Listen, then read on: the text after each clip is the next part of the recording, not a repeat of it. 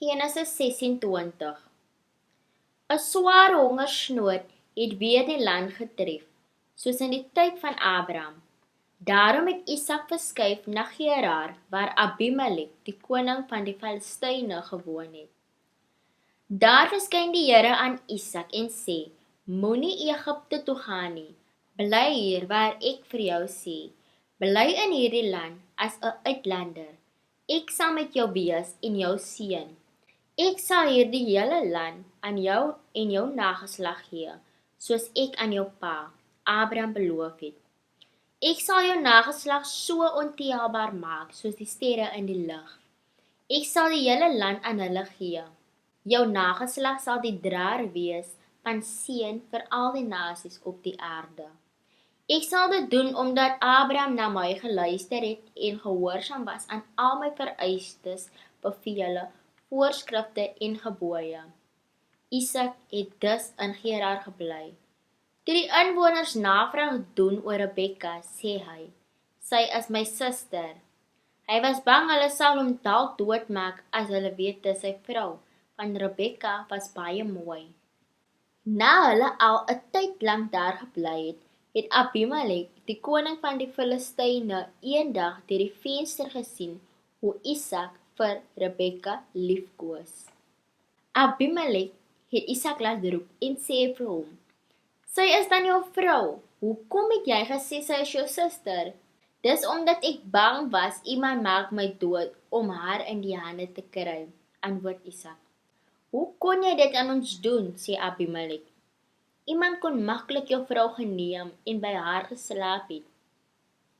Dan sou jy skande oor ons gebring het. Abimelek het toe in die openbaar gewaarsku: enige een wat hierdie man of sy vrou kwaad aandoen, sal met die dood gestraf word.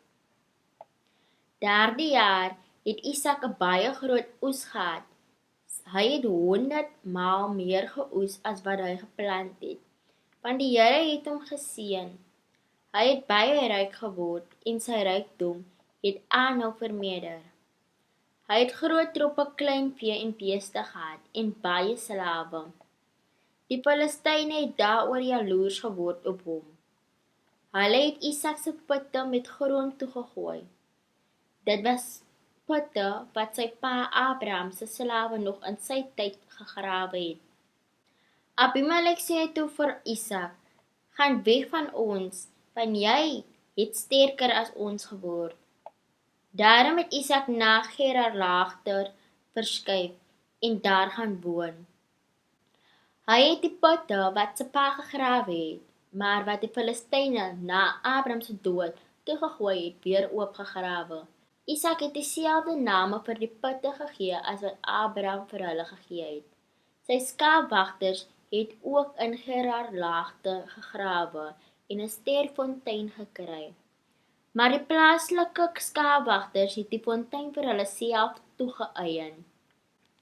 Dis ons water, het hulle gesê, en met Isak se skaapwagters rusie gemaak. Isak noem toe die put Esek, omdat hulle daaroor rusie gemaak het. Isak se mense het toe 'n ander put gegrawe, maar die Filistyne het ook daaroor beswaar gemaak. Isak noem dit toe Sitna. Hy het weer verskuif en nog 'n put gegrawe. Hierdie keer het die plaaslike mense hom met rus gelaat. Hy noem toe die put Rehoboth, want, het hy gesê, uiteindelik het die Here vir ons ruimte gemaak. Hier sal ons nou voorspoedig wees. Isak het daarvandaan na Beersheba toe getrek. Met sy aankoms daar het die Here die aand aan hom verskyn en gesê: Ek is die God van jou pa Abraham. Moenie bang wees nie, want ek is by jou en sal jou seën. Ek sal jou nageslag baie maak en hulle sal 'n groot nasie word.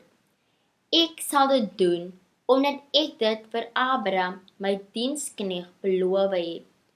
Toe bou Isak daar 'n altaar en aanbid die Here. Hy het daar kamp opgeslaan en sy slawe het daar 'n put gegrawe. Op 'n dag kry Isak besoekers uit Gerar. Dit was koning Abimelek, saam met sy raadgewer Agisat en Pikol die bevelvoerder van sy leer. Hoekom het julle na my toe gekom, vra Isak hulle? Julle haat my en het my van julle af weggestuur. Hulle antwoord hom, dis vir ons duidelik dat die Here met jou is. Daarom het ons gekom om 'n verdrag met jou te sluit. Lê 'n eed af dat jy ons nie kwaad sal aandoen nie, net soos ons jou nie skade berokken het nie. Ons het jou net goed behandel en jou in vrede weggestuur. En kyk, hoe seën die Here jou. Isak het 'n groot fees voorberei en hulle het geëet en gedrink. Vroeg die volgende oggend het hulle onder eed 'n verdrag gesluit. Isak het hulle toe in vrede laat gaan. Daardie selfde dag kom rapporteer Isak se slawe oor 'n put wat hulle gegrawe het. Ons het water gekry, het hulle gesê. Isak noem toe die put Seba. Daarom is die naam van die stad nou nog Beersheba, put van die eed. Toe hy 40 jaar oud was, het Esau met Jehudit, die dogter van Beeri, 'n Hittiet getrou.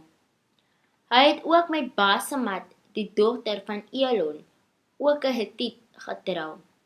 Esau se 2 vroue het egter vir Isak en Rebekka baie verdriet besorg. Genesis 27.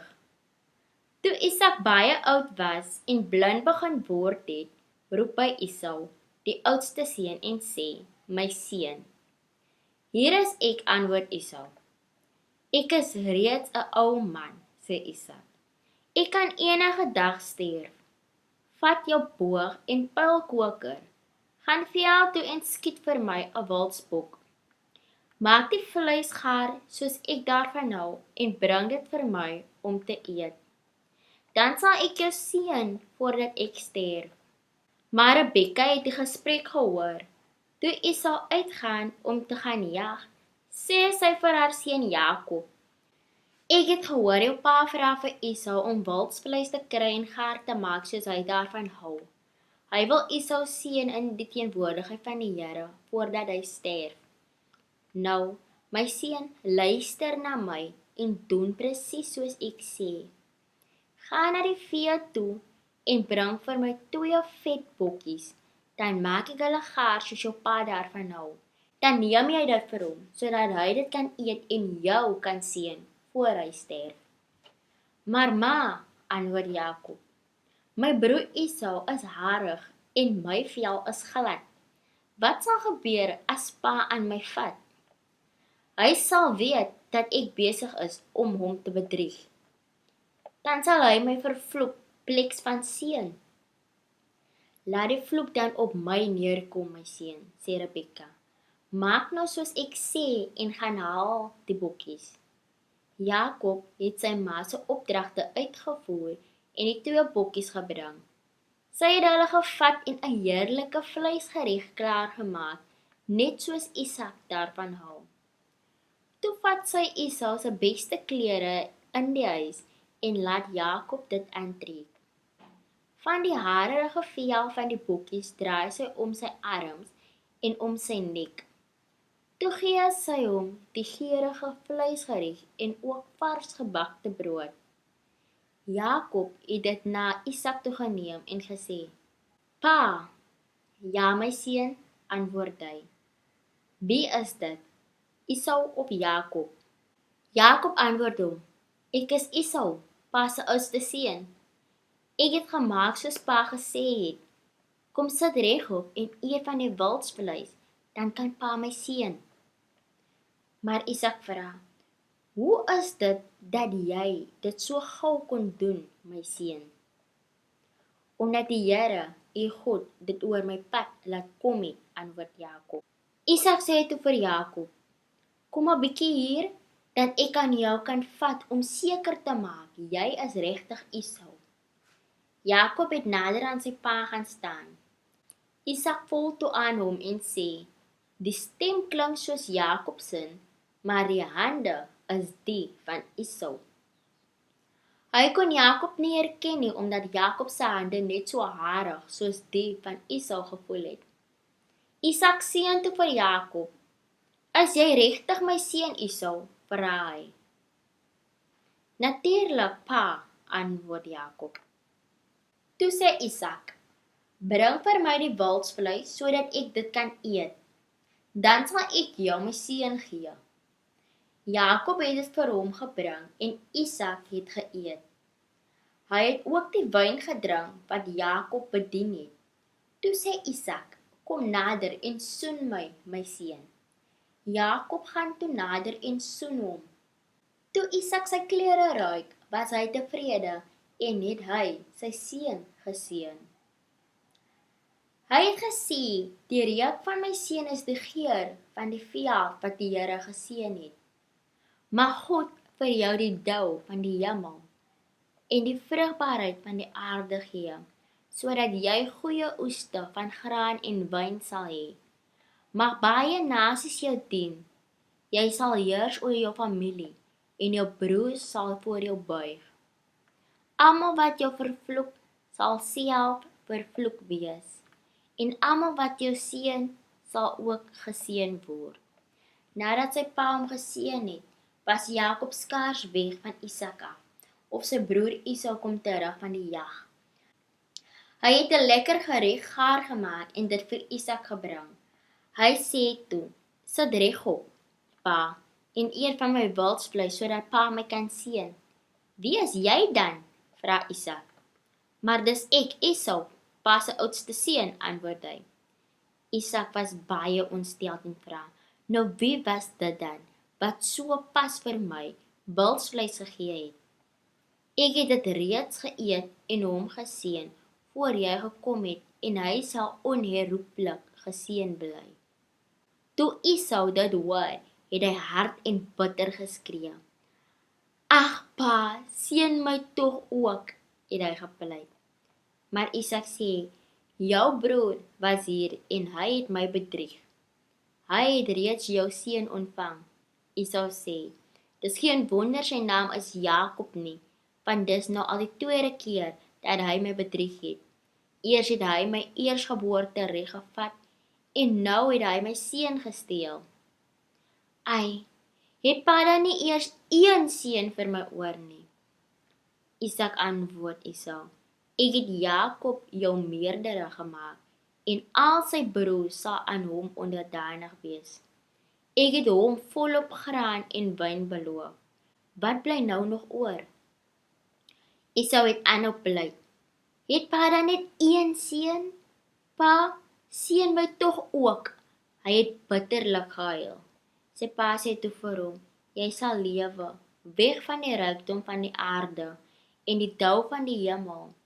Jy sal 'n bestaan maak uit oorlog. Jy sal 'n tyd lank jou broer dien, maar as jy jou daarteen verset, sal jy loskom van die oorheersing."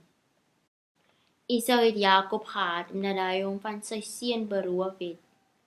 Hy sê toe vir homself, "My pa sal nie meer lank lewe nie. Wanneer hy sterf, maak ek vir Jakob dood." Esau se uitlatings is vir Rebekka oorvertel. Sy het vir Jakob laat roep en gesê, "Esau dreig om jou dood te maak. Luister nou, my seun. Vlug na jou oom Laban in Haran. Bly daar totdat jou broer se woede bedaar het. Wanneer hy vergeet het van wat jy gedoen het, sal ek jou laat weet om jou te kom haal. Hoekom moet ek albei van julle op een dag verloor?" Rebekka praat toe met Isak. "Ek is nou moeg van hierdie plaaslike Hittitiese vroue. Ek sal liewer sterf as dat Jakob ook met een van hulle trou."